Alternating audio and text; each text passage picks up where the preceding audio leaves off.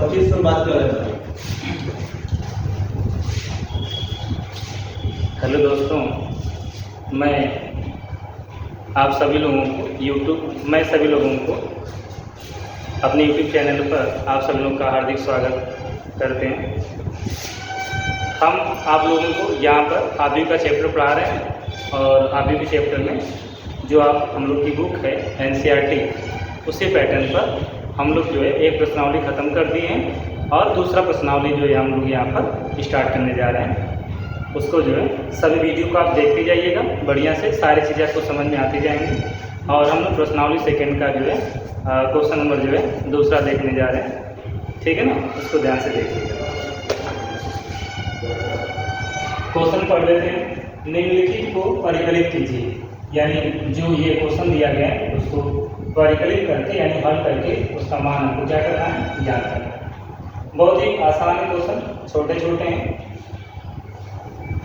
हम आप लोगों को जो है जो आबी का जोड़ होता है उसके बारे में बताए थे। किसके बारे में?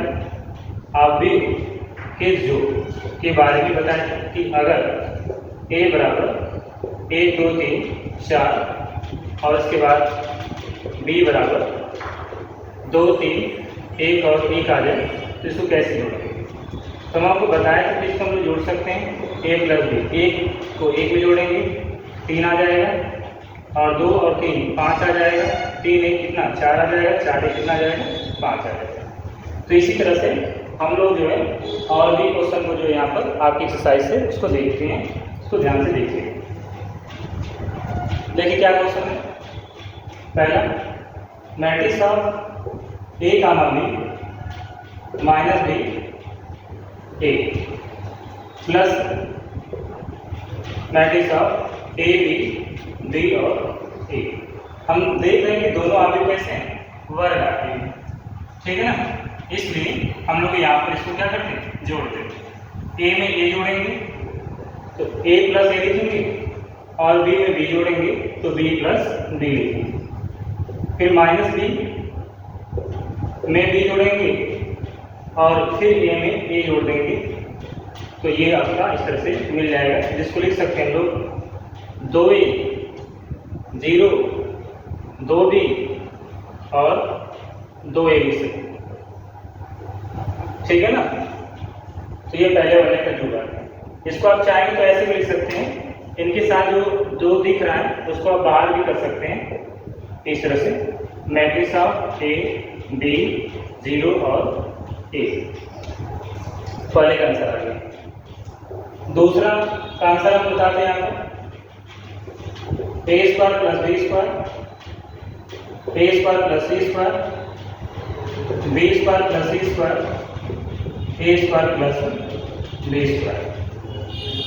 Plus matrix of 2AB minus 2AC 2BC minus 2AB। अब इसके बाद हम जो है इनको इनके साथ ऐड कर देते हैं, इनको इनके साथ ऐड कर देते हैं, इनको इनके साथ ऐड कर देते हैं, इनको इनके साथ। यहाँ पर जो हम देख रहे हैं कि जो मैट्रिक्स है वो कैसा है, स्क्वायर मैट्रिक्स है यानी वर्ग आबी है। तो इसको भी हम लोग यहाँ पर ऐड करते हैं। A² plus B² plus 2AB A² plus B² plus 2AB फिर B² plus C² plus 2BC B² plus C² plus 2BC। फिर इसके बाद A² plus C² minus 2AC A² plus B² minus 2AB। हम इस तरह से इसको लिख सकते हैं।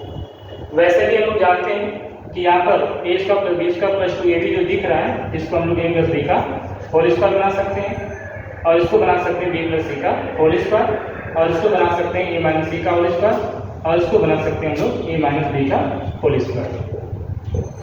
तो यहाँ पर लिख देंगे A प्लस B का होल स्क्वायर। नीचे वाला हम लिख सकते हैं A माइनस C का होल स्क्वायर। इसको लिख सकते हैं हम लोग B प्लस C का होल स्क्वायर। फिर इसको लिख सकते हैं A माइनस B का होल स्क्वायर। तो ये दूसरे वाले का आंसर हो गया। इसके बाद जो नेक्स्ट कंडीशन है तीसरा वाला, हम उनको ले लेते हैं। तीसरा वाला मैट्रिक्स ऑफ कितना -1 4 -6 8 5 16 2 8 5 प्लस 2 8 7 6 8 0 5 3 2 5। हम लोग इस तरह से इसको लिख लेते हैं। बहुत ही आसान।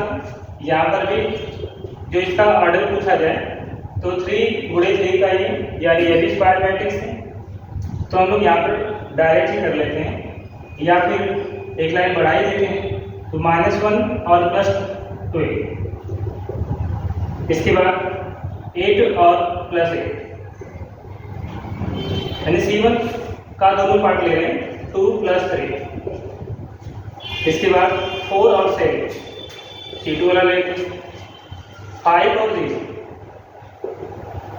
5 और 0। इसके बाद 8 + 2 -6 और +6 -6 + 6 16 + 5 और 5 + 5। ठीक है ना। आप ऐसे भी बता सकते हैं या ऐसे भी कर सकते हैं। -1 को 12 में ऐड कर लेंगे, फिर 4 को इसमें 7 में, -6 को 6 में। तो इसका मतलब जब R1 R1 से करेंगे तो R1 में लिखेंगे, R2 R2 से करेंगे तो R2 में लिखेंगे, R3 से R3 भी करेंगे तो R3 में लिखेंगे। तो उससे परेशान होने की जरूरत नहीं है। जोड़ में यानी एडिशन में मिस्टेक नहीं होगा। तो हमने C1 का C1 में ऐड कर दिया, फिर C2 का C2 में कर दिया, C3 का C3 में कर दिया। देखिए रिजल्ट क्या प्राप्त होता है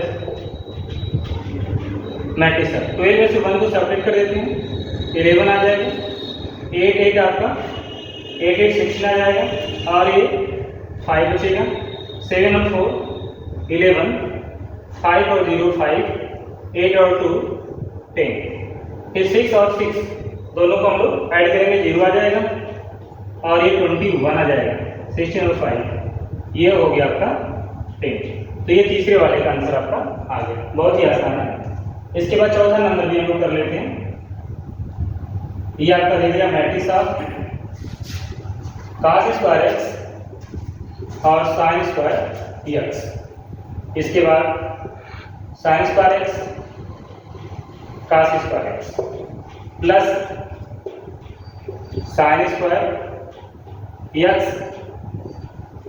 cos square x, cos square x और sin स्क्वायर x।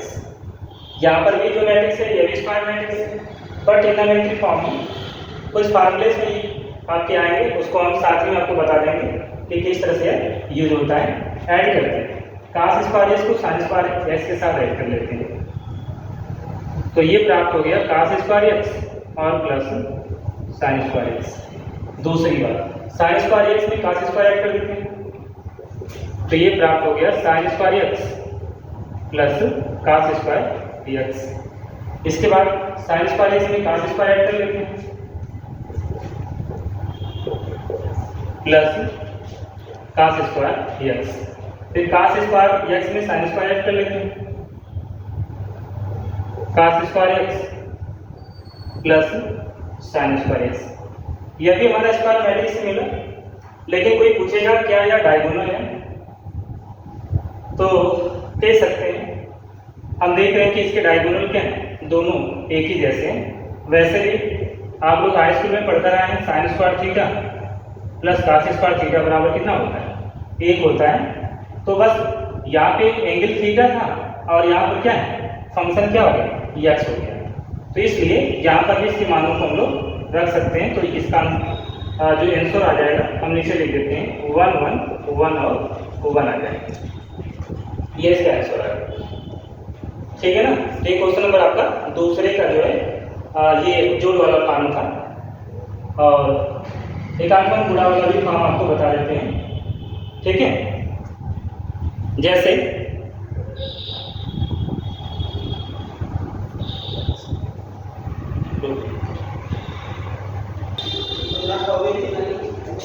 देखिएगा हम पहला क्वेश्चन बता दिए थे, और इसके बाद दूसरा क्वेश्चन बता रहे हैं। हुआ जोड़ वाला था, ये आपका निदर्शित, क्या लिखा गया निदर्शित गुणनफल परिकलित कीजिए। निरंतर गुणनफल क्या करना है, परिकलित करना है। तो पहला जो सवाल आपका दिया गया है इसका सलूशन हम बताते हैं। हम अगले वीडियो में आप लोगों को गुणनफल यानी आपकी का जो घन होता है उसके बारे में अच्छा से बताएं। उस वीडियो को आप जरूर देख लीजिएगा, फिर से इसको बता देते हैं। देखिए हम लोग क्या करते हैं, R1 का मल्टीप्लाई C1 में कर लेते हैं, यानी A का गुणा A में कर लेंगे तो A स्क्वायर मिल जाएगा, फिर B का गुणा B में कर लेंगे तो B स्क्वायर मिल जाएगा, फिर A का गुणा माइनस B में कर लेते हैं तो माइनस AB मिल जाएगा, और B का गुणा B में कर लेते हैं तो प्लस AB मिल जाएगा, माइनस B का गुणा A में कर लेंगे तो माइनस AB, फिर A का गुणा B में कर लेंगे तो प्लस AB, इसके बाद माइनस B का गुणा माइनस B में कर लेंगे तो B स्क्वायर, A का गुणा A में कर लेंगे तो A स्क्वायर आ गया। अब ये माइनस AB से AB कट जाएगा, ये भी माइनस AB से AB कट जाएगा, तो ये बचा कितना, A square plus B square 0, फिर कितना बचा 0, और ये बचा A square plus B square. तो पहले का आंसर ये प्राप्त हो गया। इसी तरह से हम दूसरे क्वेश्चन का आंसर आपको सलूशन जो है बताने जा रहे हैं। ये 1 2 3 और 2 3 कितना 4। ऑर्डर की बात कही जाए तो पहला जो मैट्रिक्स होगा कैसा है, 3 into 1 का, कैसा है 3 into 1 का, और ये कैसा है 1 into 3 का। देखते हैं तो 1 का मल्टीप्लाई किस में कर लेंगे, 2 में कर लेंगे तो कितना आ जाएगा 2 आ जाएगा, फिर 1 का मल्टीप्लाई किस में कर लेंगे 3 में कर लेंगे, फिर 1 का मल्टीप्लाई किस में कर लेंगे 4 में कर लेंगे, फिर 2 का 2 में यानी 4, फिर 2 का 3 में यानी 6, फिर 2 का 4 में यानी 8, फिर 3 का 2 में 6, और 3 का 3 में 9, और 3 का 4 में, तो ये प्राप्त हो जाएगा कितना 12। तो ये दूसरे का आंसर, ठीक है ना। जो तीसरा क्वेश्चन लिखा गया है हम लोग यहाँ पे 1 - 2 2 3 और 1 2 3 2 3 1, तो इसको सॉल्व कर लेते हैं। 1 का मल्टीप्लाई 1 में, फिर -2 का मल्टीप्लाई 2 में, तो ये कितना आ जाएगा 4 आ जाएगा, ठीक है ना। फिर 1 का मल्टीप्लाई 2 में तो 2 -2 3 यानी -6, फिर 3 और -2, फिर ये कितना आ जाएगा 2 + 6, फिर ये 4 हो जाएगा, फिर 9 हो जाएगा, 6 हो जाएगा और +3 हो जाएगा, तो -4 में से 1 यानी -3, 8 -4 और 30, फिर 1 और ये हो जाएगा 9। तो ये तीसरे वाले का आंसर आपका प्राप्त हो गया। यानी कि 3 क्वेश्चन हमने यहाँ पर जो है लिखे थे, और तीनों का जो है हमने आपको यहाँ पर सॉल्यूशन क्या कर दिए बता दिए। तो इसको आप अच्छा से देख लीजिएगा, समझ लीजिएगा।